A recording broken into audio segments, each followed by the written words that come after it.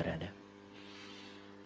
Mari kita berterima kasih atas hadiah kehidupan yang Allah berikan kepada kita hari ini.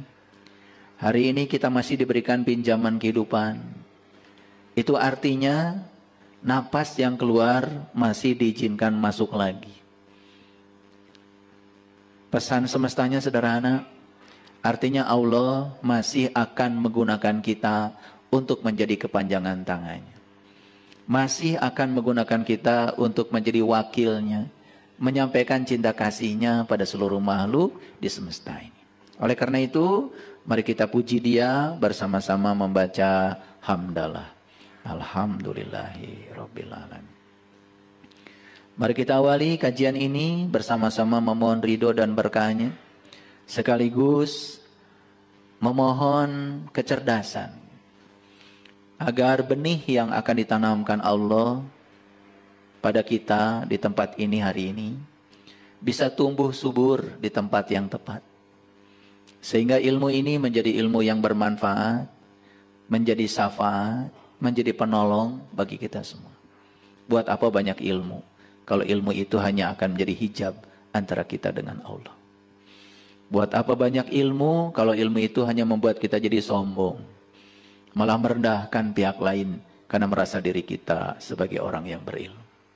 Semoga ilmu ini membawa kita pada kerendahan hati, menjadikan kita orang-orang yang selalu menebarkan rahmat bagi semesta. Oleh karena itu mari kita sapa asma Allah dengan kelembutan dan cinta, seraya membaca basmalah. Bismillahirrahmanirrahim. Kesulitan itu ada apa tidak ada?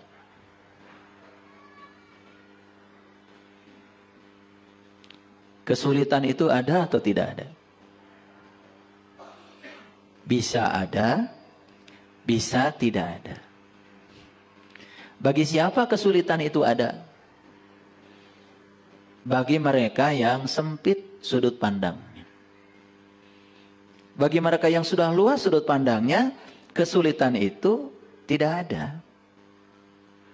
Bagi orang yang sempit sudut pandangnya, kesulitan itu menjadi beban. Bagi orang yang luas sudut pandangnya, kesulitan itu malah jadi tantangan.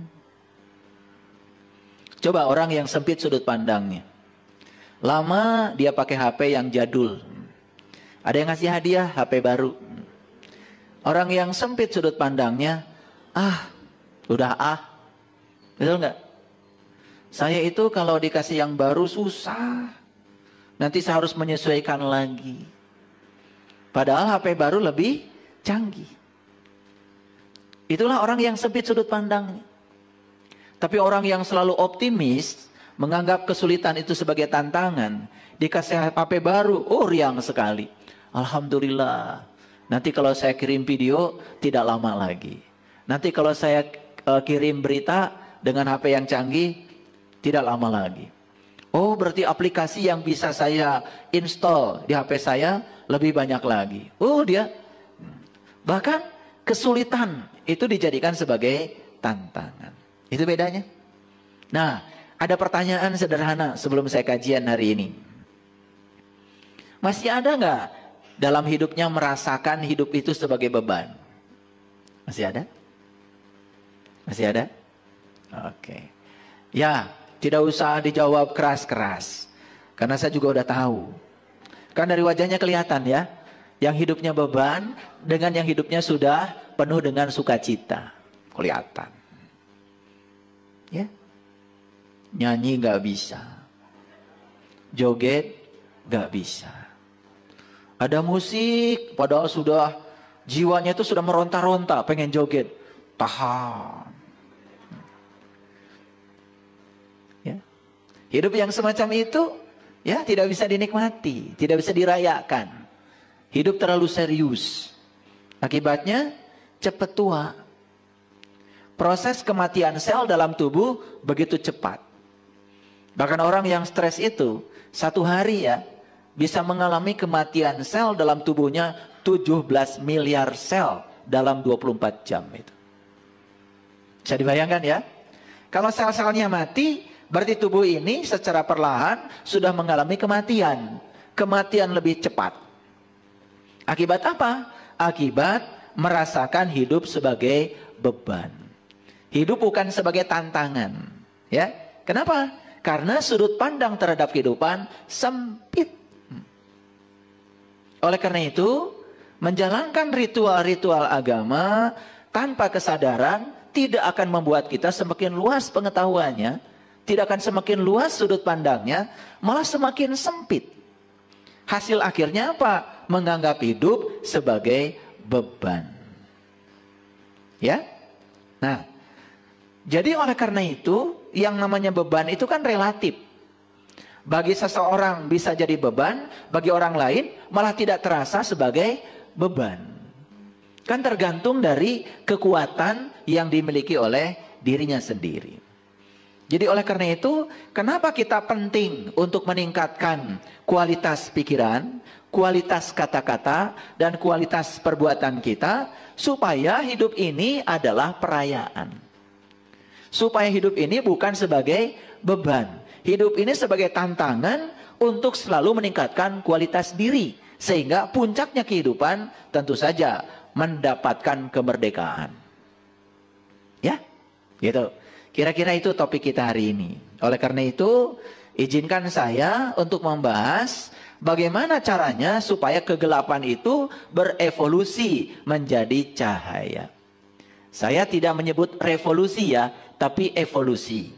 Kalau evolusi berarti tahap demi tahap. Ya. Jadi tidak perlu khawatir ketika kita berjalan lambat, yang penting terus-menerus berjalan. Ulangi ya, tidak perlu khawatir kita berjalan lambat, yang penting terus-menerus berjalan. Karena hidup itu seperti mengayuh sepeda. Kalau berhenti mengayuh, maka pasti akan jatuh. Ya, saya sedang bikin sumur tuh di Jelekong, sumur bor. Nah, Jelekong itu kan kawasan gunung batu. Begitu dibor 4 meter, langsung bilang tukang sumur, "Pak, ayah batu." Saya cuma bilang, "Kan ini gunung batu."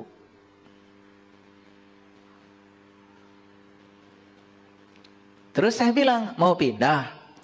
Apa kalau pindah kamu punya jaminan di tempat baru itu tidak ada batu?" Terang, Pak. Karena tidak tahu, sudah cari alat berapapun harganya, saya beli, nggak apa-apa. Sudah, langsung saja, teruskan saja. Baru 7 meter, ketemu lagi sama saya, "Pak, ada batu lagi." Kan ini gunung batu, nggak apa-apa. Terus 9 meter ada batu, 14 meter ada batu. Belum ketemu air kan? Bayangkan ya, kalau kita ketemu batu berhenti, pindah ke tempat lain. Ketemu batu lagi berhenti, pindah ke tempat lain. Bisa jadi kita menghabiskan banyak uang, umur, betul nggak? Waktu dan air yang dicari tidak ketemu. 1,5 bulan akhirnya bikin sumur, dan sekarang air bening dari sumur itu sudah keluar. Sorak semuanya. Pada kedalaman 40 meter. Padahal di kedalaman 37 meter belum ketemu air, hampir saja ini tukang sumur berhenti. Nah, kita itu sering berhenti di saat kesuksesan hampir datang menjelang, karena kita tidak punya sudut pandang yang luas. Berbeda sedikit dengan pasangan, bukan diteruskan, malah berpikir cari yang baru. Sama seperti bikin sumur, wal angges-angges. Gak akan beres-beres. Nah, ketika kita meninggalkan ya semua perjuangan kita yang lalu karena ada hambatan, apa yang terjadi? Kita tidak dapat apa-apa. Bayangkan ya, kalau si tukang sumur itu berhenti pada kedalaman 37 meter, padahal 3 meter lagi dia akan mendapatkan air. Kan dia juga tidak dapat bayaran dari saya. Betul nggak? Itulah gambaran kehidupan kita. Kita itu sering sekali berhenti di titik di mana yang kita cari hampir ketemu. Kadang-kadang kita sering berubah dengan apa kata orang tentang diri kita. Baru saja orang bilang ini itu, langsung sudah mundur, mengkerut. Kapan Kapan kita akan menjadi seorang pemberani kalau kita tidak berhadapan dengan situasi yang menakutkan?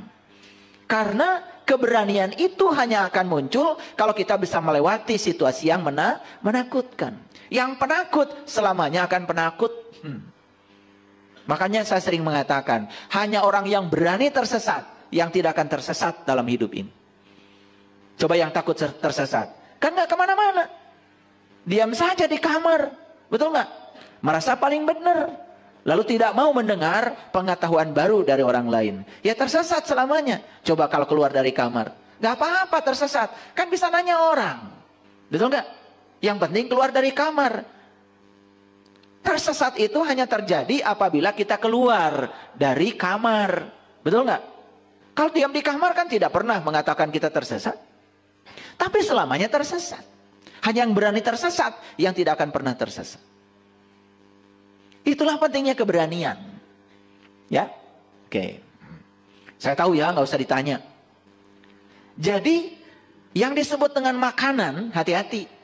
Bagi golongan darah A, makanan tertentu bisa jadi nutrisi.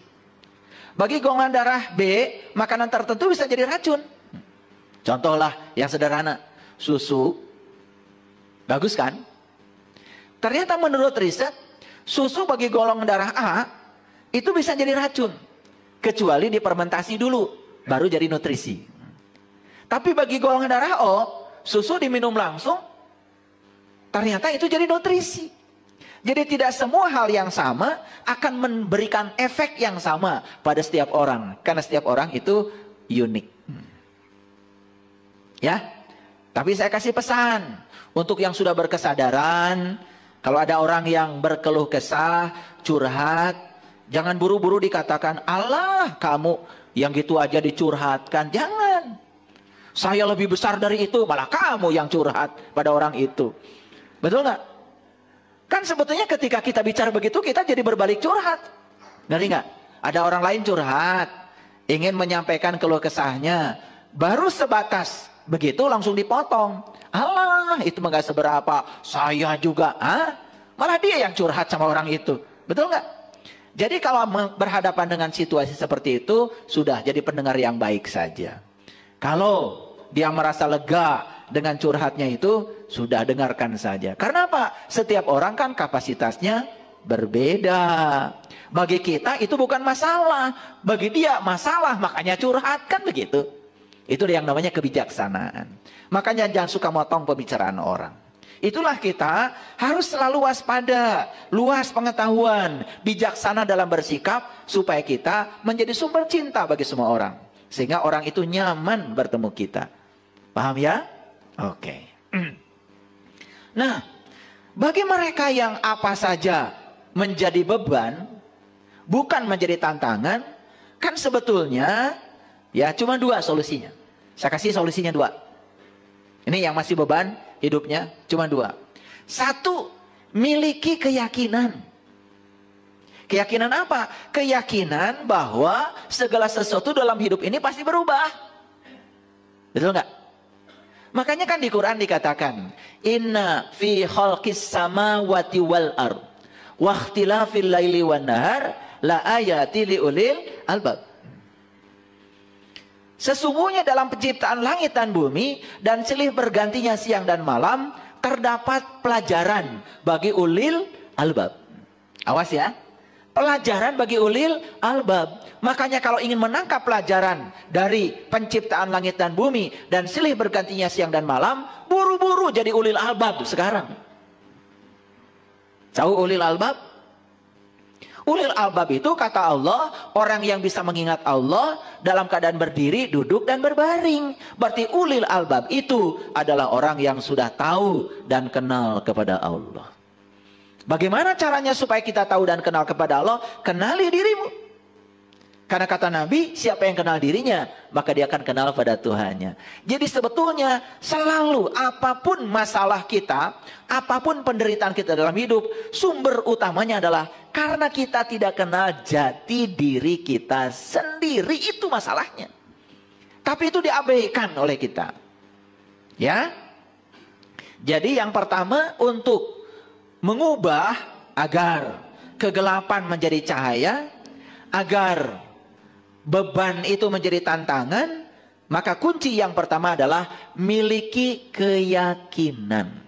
Keyakinan apa? Keyakinan bahwa dalam hidup ini tidak ada yang abadi.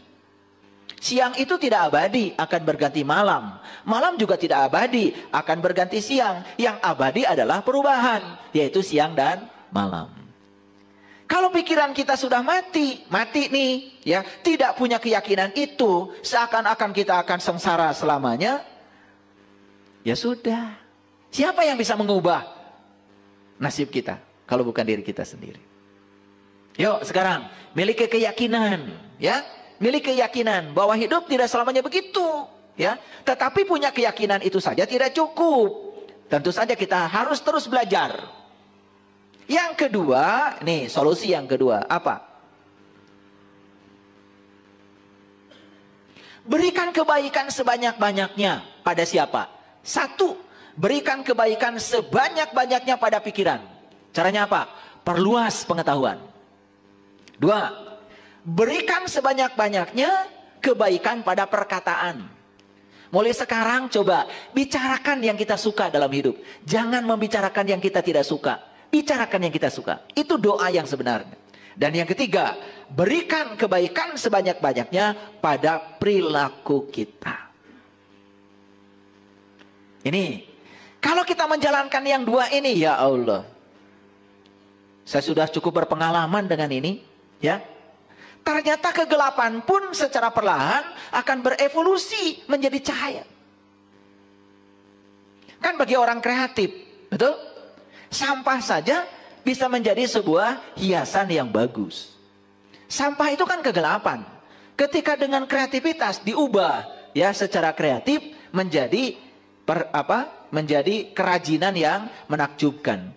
Jadi sebetulnya di semesta ini ya tidak ada yang konstan. Tidak ada yang statis, semuanya dinamis. Terserah kita sendiri. Nah, mau menjadikan beban sebagai, mau jadikan kesulitan sebagai beban, atau menjadikan kesulitan sebagai tantangan. Itu pilihannya ada pada diri kita. Pilihannya ada pada diri kita. Oke, saya kasih ilustrasi sederhana ya. Kalau saya memasukkan garam 1 sendok pada air 1 gelas. Kemudian diaduk. Apa yang terjadi? Asin. Bisa nggak kita mengambil lagi yang 1 sendok itu dari air 1 gelas itu? Bisa? Susah. Nah gimana caranya supaya tidak terasa asin? Gimana caranya? Tambah lagi airnya. Tambah lagi airnya. Tambah lagi airnya. Tambah lagi airnya.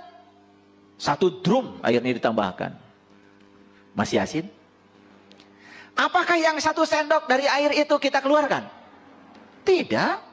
Yang 1 sendok tetap tinggal dalam air. Tapi sekarang airnya ditambah. Apa yang terjadi? Karena ditambah airnya, yang 1 sendok tidak terasa asin lagi. Seperti itu beban hidup bagi orang. Maaf ya, ekonomi susah, badan sakit-sakitan, ya, rumah tangga banyak konflik, dengan orang lain juga banyak konflik, negatif semua hidupnya. Persis seperti garam 1 sendok, nggak bisa dikeluarkan, nggak bisa, karena itu karmamu, itu datamu, nggak bisa dikeluarkan. Yang bisa dilakukan adalah tambah air, tambah air, tambah air. Jadi yang bisa dilakukan adalah menambah kebaikan. Tambah kebaikan pada pikiranmu. Ngaji kesadaran. Kayak gini. Ya. Jadi sesekali ngaji itu ngaji kesadaran. Ya. Saya tidak merendahkan yang ngaji ngapalin ini, ngapalin itu, baca ini sekian kali, nanti utang lunas. Ya terserah itu kalau percaya. Betul nggak? Malah terlalu banyak baca itu bukan nggak lunas, bukan utang lunas. Malah yang terjadi utang tambah banyak, kan nggak kerja. Betul nggak? Kan aneh, betul nggak? Baca ya rojak 1 juta kali, ya tambah nggak kerja. Malam nggak tidur, besok mau kerja pusing, kelayangan, betul nggak? Memangnya duit itu punya kaki, Kan nggak punya. Uang itu harus dijemput dengan tangan kita. Betul nggak? Kalau ingin banyak uang, satu, jemput uang itu karena nggak punya kaki. Yang kedua, belajar berbagi, belajar memberi. Uang akan datang. Karena rezeki itu seperti ayam. Kalau ayam dikejar, mau ditangkap, susah. Tapi kalau kita menabur beras, ayam datang. Kayak gitu. Jadi kalau kita kesulitan selama ini, satu, tanya dirimu. Jangan-jangan itu rezeki yang Allah titipkan padamu hanya untuk dirimu sendiri. Lupa berbagi kepada orang lain. Bahkan untuk diri sendiri saja, pelitnya auzubillah. Hidup kayak gitu, nggak bisa dinikmati. Jangan dikira loh, orang yang mengumpulkan rezeki itu dikira bahagia. Tidak. Ya. Bahkan rezeki banyak bagi orang yang sempit sudut pandangnya malah jadi neraka. Tapi rezeki banyak bagi orang yang luas sudut pandangnya jadi surga. Coba, dulu sebelum punya apa-apa, kan biasa. Setelah punya apa-apa, bikin benteng rumah tinggi-tinggi. Kan takut. Betul nggak? Kenapa takut? Takut dirampok, takut diambil orang. Karena dia tidak pernah berbagi. Kalau kita berbagi kepada orang lain, semua orang di sekitar kita akan menjaga kita. Kita dijaga oleh mereka. Yang menjaga kita itu cinta kasih. Tidak usah cari ilmu teterak di kadek. Cari ilmu supaya uang ngadek. Itu yang namanya ilmu sakti itu. Jadi kesaktian itu adalah kebaikan kita. Karena kebaikan yang akan menjaga kita. Nggak usah pakai pengawal. Nggak usah pakai ngiung-ngiung. Nggak usah. Nggak usah. Semua orang di semesta ini sama pentingnya kok. Sama pentingnya. Jangan merendahkan orang. Jangan karena kita jabatannya tinggi merasa lebih penting dari orang lain. Gak ada pejabat kalau gak ada rakyat. Pagi-pagi semua orang juga sama ingin ke kantor. Sama pentingnya. Yang ke pasar sama pentingnya walaupun jualan. Bahkan bagi saya, orang yang tidak baik pun dibutuhkan oleh semesta ini. Betul gak? Bagaimana kita bisa menjadi orang baik kalau tidak ada mereka? Bukankah kelihatan kita sebagai orang baik ketika kita bisa baik pada mereka? Kalau merekanya tidak ada, kita pun tidak bisa menguji seberapa baik kita. Betul atau tidak? Maka terima semua orang itu apa adanya. Jangan merasa diri lebih penting dari orang lain. Allah itu tidak akan melihat jabatan kita. Allah tidak akan melihat status sosial kita. Allah hanya akan melihat cinta kasih kita. Allah hanya akan melihat seberapa besar cinta kasih kita. Allah juga tidak akan melihat seberapa tinggi Anda sekolah. Allah tidak akan melihat seberapa banyak pengetahuan yang Anda miliki. Tapi yang akan dilihat oleh Allah cuma satu. Seberapa besar cinta kasihmu pada semua orang, pada semua makhluk. Kenapa kita selama ini tumpul cinta kasih kita?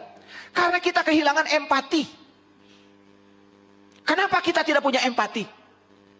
Karena kita tidak pernah melibatkan emosi kita kepada orang lain.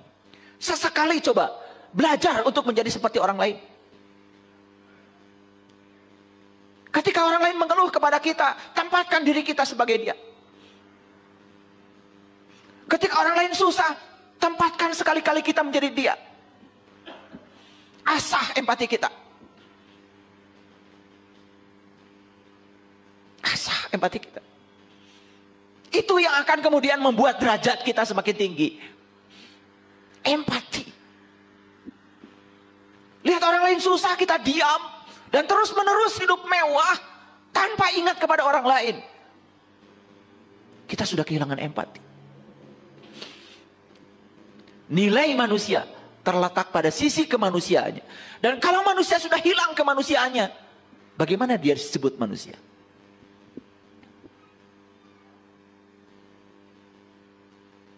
Bahkan berani merendahkan orang lain. Berani menghina orang lain. Mencaci maki orang lain. Ya Allah. HP ini hadirin. Terlalu sering digunakan untuk menghujat. Rusak HP-nya. Kalau nggak jatuh. Jadi kalau lihat HP nggak mulus. Itu jangan-jangan HP-nya terlalu banyak dipakai untuk menebarkan energi negatif itu. Ini hukum alam. Makanya kalau lihat orang perilakunya seperti apa. Lihat aja sekarang HP-nya. Bonyok-bonyok HP-nya, itu pasti ada masalah. Saya ngomong, benar loh serius ini. Karena saya mengamati. Apapun barang, kalau dijaga dengan cinta kasih, dia tidak akan rusak. Sama seperti tubuh kita. Kalau dijaga dengan cinta kasih, kasih makanan yang layak buat tubuh ini, kasih nutrisi yang bagus buat tubuh ini, kasih pikiran yang bagus buat pikiran ini, tubuh ini tidak akan sakit. Dia akan melayani kita. Jadi kalau tubuh sakit, berarti tubuh ini terlalu sering dipakai untuk melakukan sesuatu yang di luar kesenangan sang pemilik tubuh ini. Paham ya? Paham? Oke. Jadi terserah kita. Apakah kesulitan itu menjadi beban? Apakah kesulitan itu akan menjadi tantangan? Semua terserah kita. Makanya disitulah kita harus menambahkan. Apa tadi? Menambahkan kebaikan. Makanya cuma dua solusinya. Satu, miliki keyakinan bahwa segala sesuatu pasti berubah. Dua, miliki semangat untuk menambah kebaikan. Pada apa? Satu, pada pikiran. Dua, pada kata-kata. Tiga, pada perbuatan. Tambahkan sekarang kebaikan. Percaya deh sama saya. Sebesar apapun beban itu akan hilang dengan sendirinya. Sebesar apapun beban itu akan hilang dengan sendirinya. Dan ketika kita sudah tidak merasa terbebani, berlaku hukum alam semesta, like attracts like. Yang serupa akan menarik yang serupa. Nih, jualan kok kusut terus, ya? Modal ditipu terus. Sederhana sebetulnya, karena kitanya masih kusut. Masih kusut, ya. Masih memandang kehidupan sebagai beban, bukan kehidupan sebagai tantangan. Clear sampai sini? Nah, kira-kira itulah judul kita hari ini. Kita akan belajar mengubah kegelapan menjadi cahaya. Kita evolusikan kegelapan menjadi cahaya. Kita evolusikan beban menjadi tantangan. Dengan apa? Tambahkan pada kita kebaikan. Satu, tambahkan kebaikan pada pikiran, banyak belajar. Dua, tambahkan kebaikan pada kata-kata, jaga mulut kita. Tiga, tambahkan kebaikan pada perilaku kita. Tambahkan. Sederhana kok. Sederhana, mau nambahkan kebaikan? Ya, sederhana. Sangat sederhana. Begitu pergi ke apotek, saya pernah menyaksikan seseorang lagi ngitung duitnya 2.000-an.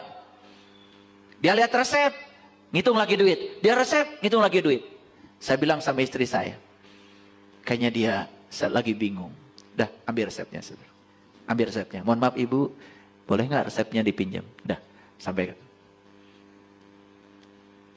Keluarlah tuh. Sekian harus bayar. Bayar. Begitu mau pulang, obatnya sudah diterima. Jangan nanggung kalau nolong orang. Kasih ongkos. Nangis tuh meluk saya, meluk istri saya. Dia tidak menyangka akan ada kejadian seperti itu. Coba, bisa nggak merasakan kebahagiaan saya saat itu? Uang saya tidak seberapa dibandingkan kebahagiaan yang saya lihat dari sorot matanya orang itu. Dia mau ngasihkan uang 2.000-an pada saya. Aduh, kamu ibu mangga canak. Itu empati namanya. Empati. Coba belajar. Belajar menempatkan diri di posisi orang lain.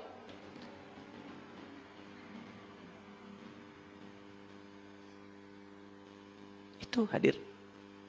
Belajar. Asah diri ini, asah. Kalau kita dapat berkah, rezeki berlimpah, hati-hati, bukan untukmu. Itu titipan dari Allah, titipan, titipan. Akan dihadirkan orang-orang yang datang kepadamu untuk minta tolong. Tolong mereka.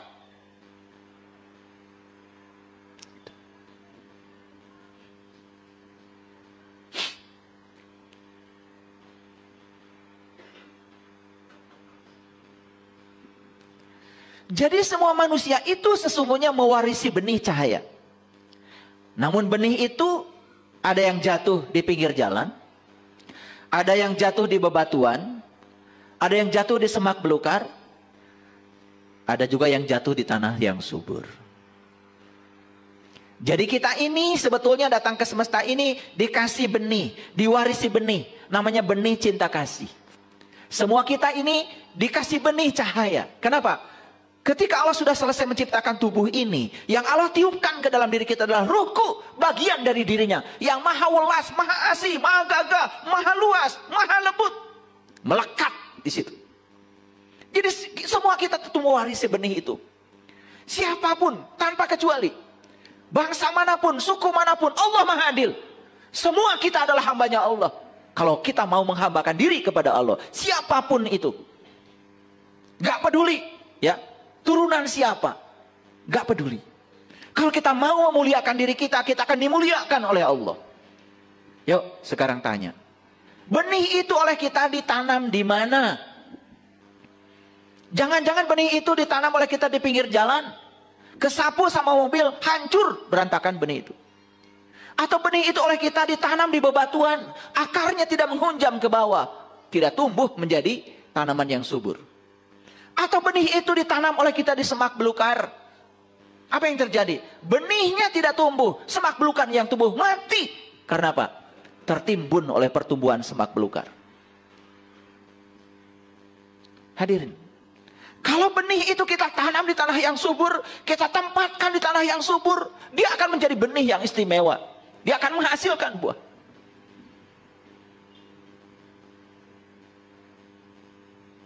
Ada yang pernah menanam pohon di sini?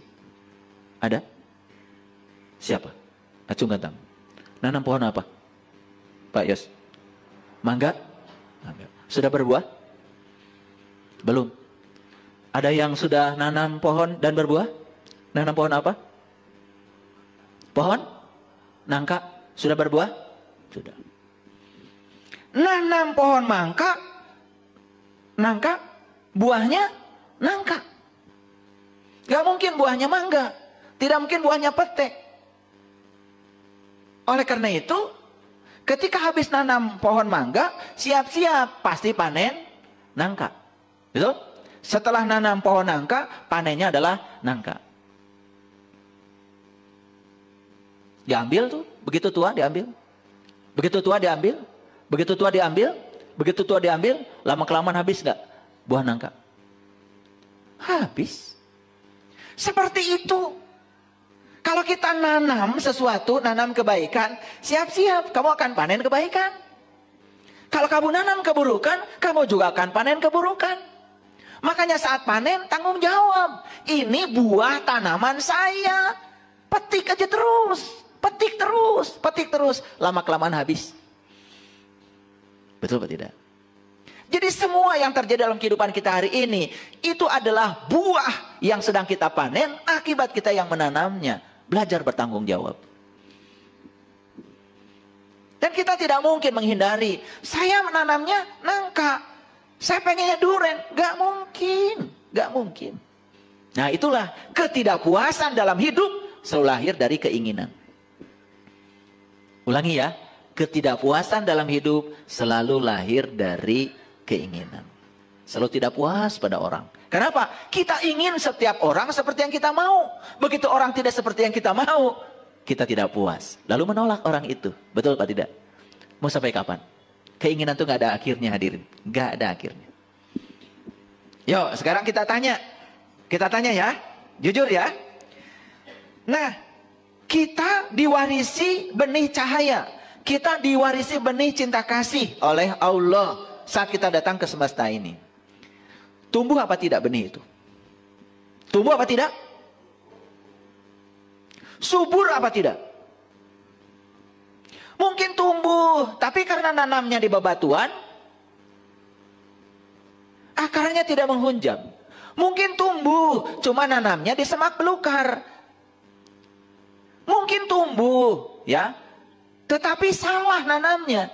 Tidak di tempat yang subur. Akibatnya nggak panen-panen.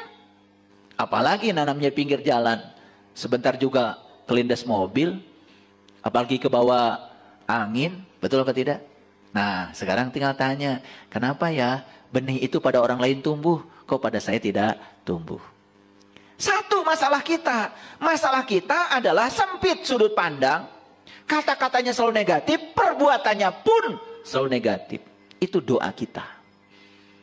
Ya. Paham sampai sini? Oke. Kalau paham lanjutkan ya. A'udzubillahi minasyaitonirrajim. Bismillahirrahmanirrahim. Ini Quran surat Rum. Ar-Rum ayat 19. Surat ke-30 ayat 19.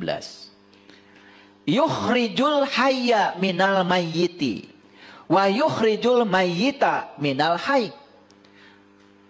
Ya. Wa yuhil ardo ba'da mautiha wa kadzalika tuhrazun.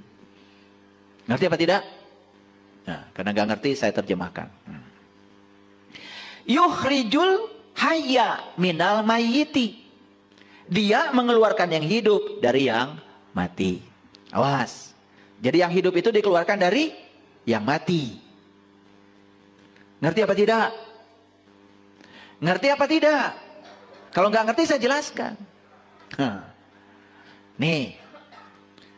Ada pohon, daunnya asalnya hijau, berubah menjadi hijau sekali, dan lama-kelamaan kuning, dan kemudian daun itu jatuh. Datang nggak sirung yang baru? Datang. Gitu gampang kok. Betul nggak? Begitu ada yang mati, pasti ada yang hidup. Gitu. Itu sehari-hari kok. Nggak usah pusing. Makanya itu pentingnya kita belajar sains. Makanya orang-orang bijak mengatakan, daun kuning yang jatuh itu tidak usah disesali. Karena besok juga akan jadi daun muda yang tumbuh lagi. Gimana proses alamnya? Ketika jatuh dia akan jadi membusuk. Membusuk akan jadi humpus. Setelah jadi humpus kan diserap akar. Betul nggak?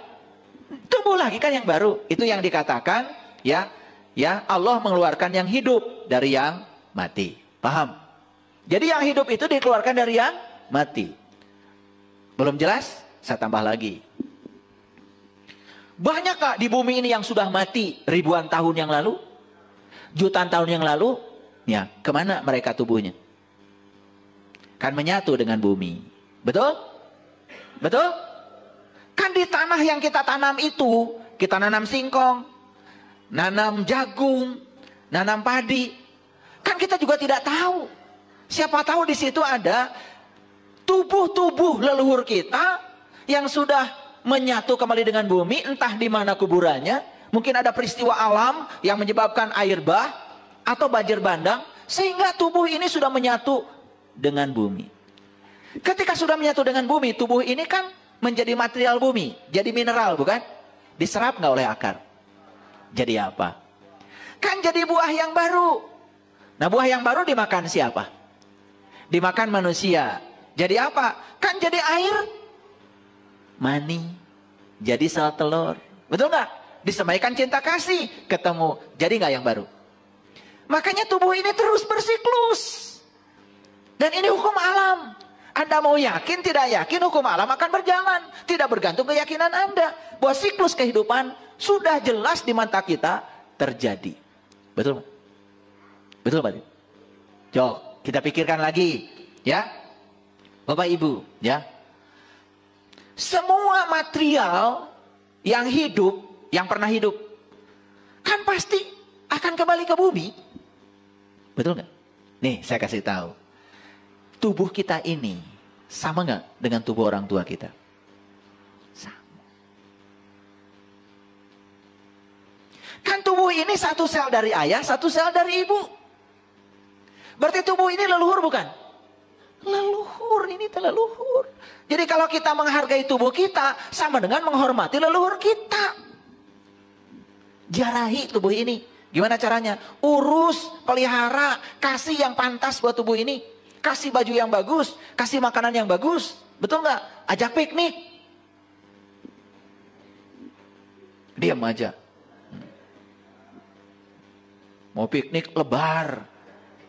Rajin piknik nampar samak. Ya Allah. Kalau mau piknik jadi orang kaya. Nginepnya di hotel sekali-kali. Betul nggak? Makanya di restoran. Piknik Mekah.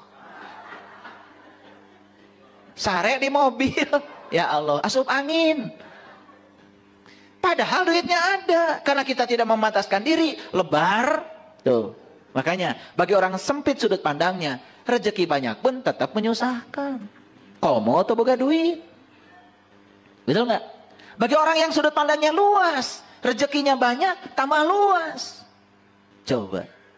Itulah sudut pandang. Sudut pandang itu sangat berbahaya. Ulangi.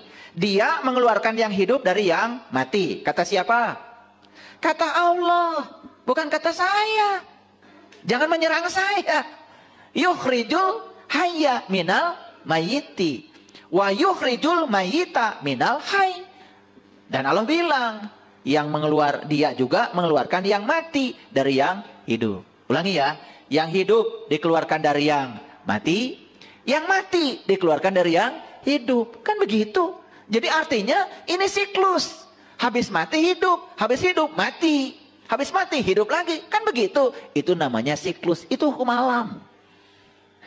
Nah, dan dia menghidupkan bumi sesudah matinya. Nah, secara syariat bumi ini yang kita duduki. Tapi secara hakikat bumi itu adalah diri kita, jasmani kita, tubuh kita. Kapan tubuh ini hidup? Biasanya setelah mati. Betul nggak? Kapan kita ini bangkit? Biasanya kan setelah mengalami berbagai peristiwa yang menyusahkan. Betul nggak? Ada orang susah sekali ekonominya. Karena dia melihat kesusahan itu sebagai tantangan, dia bangkit. Betul nggak? Dia bisnis ini, bisnis itu. Coba tanya. Orang-orang yang hari ini menguasai ekonomi. Bisa jadi dia pernah mengalami kehancuran ekonomi. Itu namanya yang hidup. Dikeluarkan dari yang mati dikeluarkan dari yang hidup. Begitu hidup. Hidup itu bersiklus. Makanya tenang aja. Yang paling penting miliki dua. Miliki keyakinan, yang kedua miliki semangat. Semangat untuk menambahkan kebaikan pada pikiran, pada kata-kata dan pada perbuatan. Itu sudah keren. Nih saya kasih hadiah nih hari ini. Yang hadir kajian hari Senin. Saya tidak menyangka yang datang akan sebanyak ini. Karena jadwalnya berubah. Ya, oleh karena itu saya kasih kajian yang solutif. Ulangi ya. 2 itu bisa. Ya, 1 miliki keyakinan. Keyakinan bahwa hidup itu pasti berubah. 2, miliki semangat untuk menambah kebaikan.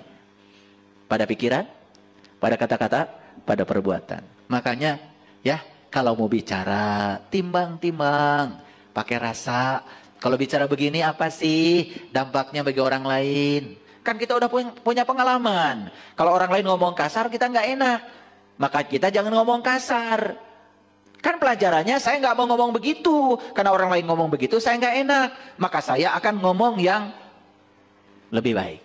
Gitu pelajarannya. Ya. Jadi kalau dicubit, jangan nyubit lagi. Oh, dicubit itu nggak enak. Berarti saya nggak mau nyubit. Itu baru bener.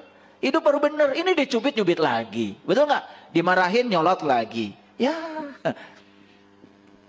Sama gilanya. Yuk, lihat saya semua. Mau nggak bumi ini hidup? Mau nggak bumi ini tumbuh subur? Oke. Kalau bumi ini tumbuh subur, yuk kita sekarang miliki 2. Miliki keyakinan, miliki semangat. Tambahkan kebaikan pada pikiran, perkataan, dan perbuatan. Saya yakin kita akan memiliki bumi yang subur. Nah, kan ada tuh yang buminya gersang. Tubuhnya gersang. Menakutkan. Tidak dirindukan oleh orang. Kenapa? Yang keluar dari pikirannya negatif. Yang keluar dari mulutnya menyakitkan. Yang keluar dari tindakannya merugikan. Bikin onar. Ya Allah, hidup yang semacam itu tidak layak dihidupi. Oke? Paham ayat ini? Nah, lalu ayat yang terakhir kata Allah, wa kadzalika tuhrizun. Dan seperti itulah kamu akan dikeluarkan. Jadi Allah akan mengeluarkan kita, ya. Ketika kita mati akan dikeluarkan menjadi hidup. Ketika hidup akan dikeluarkan menjadi mati. Betul nggak? Seperti itu siklus. Dan seperti itu cara Allah mengeluarkan. Nih contoh sederhana. Ada orang sakit. Sakitnya cancer. Setelah ikut pelatihan dengan saya, kemudian saya tanya, gimana pelatihan hari ini? Senang? Senang. Gimana kesadaranmu hari ini? Saya sekarang merasa semua beban lepas di kepala saya. Gitu. Oke. Tapi yang terakhir saya tanya lagi. Apa yang mengantarkan kamu ke sini? Bingung kan? Mesti dicari jawabannya. Udah mikir lama baru terjawab. Oh, yang mengantarkan saya ke tempat ini ternyata sakit saya. Bukankah sakit yang mengantarkan kamu ke tempat ini? Bukankah sakit yang membuat kamu jadi berkesadaran hari ini? Itulah Setelah bumi ini dibuat mati, maka akan dihidupkan. Kalau kita sadar. Karena semua kebangkitan selalu berasal dari keterpurukan. Itu yang disebut dengan mengevolusikan kegelapan menjadi cahaya. Paham ya? Oleh karena itu, gak usah risau. Kalau hari ini kita banyak kesulitan. Yang paling penting, jangan dianggap kesulitan sebagai beban. Lihat kesulitan sebagai tantangan. Supaya kita tambah pinter, tambah arif, tambah bijaksana, tambah luas sudut pandangnya. Karena dengan cara itu Allah mendidik kita. Clear sekarang? Yuk sekarang jangan serakah pada yang kita ingin. Jangan menolak yang tidak kita ingin. Dua-duanya bagus bagi kita kalau kita bisa mengolahnya dengan sudut pandang yang tepat. Sampai sini paham? Paham apa tidak? Kalau nggak paham acungkan tangan boleh. Kalau nggak ngerti saya ulang. Sampai ngerti. Keluar dari sini kesadaran kita harus berubah. Stop serakah pada yang diinginkan. Stop menolak yang tidak diinginkan. Terima dua-duanya dengan cara yang sama. Wajah kita akan bersinar. Cantik dari dalam. Ganteng dari dalam. Nah, baru kelihatan tuh. Ya.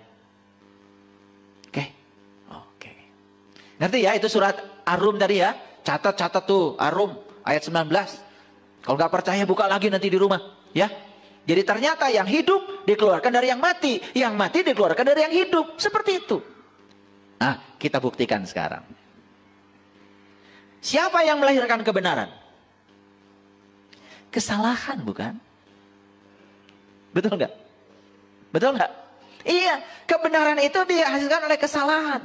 Lampu ini tidak akan ada kalau Thomas Alva Edison tidak melakukan kesalahan sebanyak 999 kali. Maka dia tidak mengatakan gagal. Saya cuma melakukan metode yang salah. Justru metode yang benar ditemukan setelah melakukan metode yang salah. Makanya jangan suka menyalahkan. Bisa jadi kesalahan yang melahirkan kebenaran. Paham ya? Kesalahan anggap saja kegelapan. Ternyata justru yang menghasilkan cahaya bisa jadi adalah kegelapan. Pernah dengar nggak? Ada orang jahat, ujung-ujungnya husnul khotimah. Jadi santri. Pernah dengar kan? Iya. Dia melewati kegelapan dulu. Lalu karena bosan di kegelapan kan mendapatkan cahaya. Makanya pepatahnya R.A. Kartini itu bukan habis gelap terbitlah terang. Bukan. Terjemahannya keliru. Saya pernah tanya ahli bahasa yang mengerti bahasa Belanda. Ternyata yang benar itu adalah menyusuri kegelapan untuk mendapatkan terang. Menyusuri kegelapan untuk mendapatkan terang. Bukan habis gelap terbitlah terang. Itu terjemahannya menurut yang mengerti bahasa Belanda kurang tepat.